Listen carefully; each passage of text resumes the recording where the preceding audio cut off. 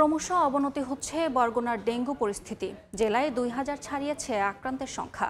এখন পর্যন্ত মারা গেছেন ২০ জন। জেনারেল হাসপাতালে চিকিৎসাধীন ১৮৭ জন। এতে হিমশিম অবস্থা হাসপাতাল কর্তৃপক্ষের। এই মুহূর্তে বরগুনা জেনারেল হাসপাতালে আছেন রিপোর্টার সাইফুল মিরাজ। ডেঙ্গু পরিস্থিতির সবশেষ অবস্থা জানতে সরাসরি যাচ্ছি তার কাছে। দেখুন, বরগুনায় কোনোভাবেই ডেঙ্গু নিয়ন্ত্রণে আসছে না। বরগুনা জেনারেল হাসপাতালের চিকিৎসকরা বলছেন যে প্রতিদিনই ডেঙ্গু রোগীর সংখ্যা এখানে বৃদ্ধি পাচ্ছে। গত ২৪ ঘন্টায় বরগুনায় আরো ৫৭ জন ডেঙ্গুতে আক্রান্ত হয়েছেন এবং এ নিয়ে জেলায় মোট আক্রান্তের সংখ্যা দাঁড়িয়েছে ২,১০৫ জনে এবং এখন পর্যন্ত ডেঙ্গুতে বরগুনায় মোট ২০ জন মারা গিয়েছেন। বরগুনা জেনারেল হাসপাতালটি ২৫০ শয্যা বিশিষ্ট এবং এই ২৫০ শয্যার হাসপাতালে এই মুহূর্তে ১৮৭ জন ডেঙ্গু রোগী ভর্তি আছেন। তো বিষয়টি নিয়ে কিন্তু আমরা এখানকার যে কর্মকর্তা রয়েছেন তাদের সঙ্গে কথা বলেছি। তারা আমাদেরকে জানিয়েছেন যে এই বিপুল সংখ্যক রোগীকে চিকিৎসা সেবা দিতে তাদেরকে হিমশিম খেতে হচ্ছে।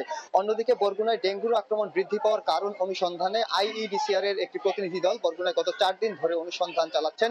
কিছুক্ষণ আগে তারা আমাদেরকে জানিয়েছেন যে এডিস মশা সাধারণত নোংরা পানিতে বংশ বিস্তার করে না, তারা স্বচ্ছ পানিতে বংশ বিস্তার করে এবং বরগুনার প্রতিটি বাড়িতেই বৃষ্টির পানি ধরে রাখার একটি প্রবণতা আছে এবং এই বৃষ্টির পানি যে জমা রাখা হয় এই ড্রামগুলোতে তারা তাদের অনুসন্ধান কার্যক্রম পরিচালনা করেছেন এবং সেখানে প্রতিটি ড্রামেই কিন্তু এডিস মশার লার্ভা তারা পেয়েছেন এবং তারা আমাদেরকে বলেছেন যে এডিস মশা এক প্রকার গৃহপালিত পশু বা পাখির মতো। এরা মূলত স্বচ্ছ পানিতে বংশ বিস্তার করে এবং ঘরের কাছাকাছি তারা থাকে।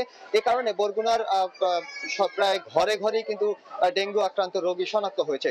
অন্যদিকে কিছুক্ষণ আগে আমরা বরগুনার জেলা প্রশাসকের সঙ্গে কথা বলেছি। তিনি আমাদেরকে জানিয়েছেন যে বাসাবাড়িতে বরগুনায় যেভাবে ব্যাপক পরিসরে পরিষ্কার পরিচ্ছন্নতা অভিযানের পাশাপাশি মশক নিধন কার্যক্রম চলছে, ঠিক তেমনি ভাবে বাসাবাড়িতে যে বৃষ্টির পানি জমা রাখার যে প্রবণতা তৈরি হয়েছে সেই বাড়িতে বাড়িতে স্বেচ্ছাসেবকদের পাঠিয়ে তাদেরকে সতর্ক করা হচ্ছে এবং প্রাথমিকভাবে এই সতর্কের কার্যক্রমটা চলমান রয়েছে। এরপর তারা আইন প্রয়োগ করবেন বলে আমাদেরকে জানানো হয়েছে। তো এই ছিল বরগুনা থেকে আমার কাছে সবশেষ। সরাসরি যুক্ত ছিলাম বরগুনা জেনারেল হাসপাতাল থেকে।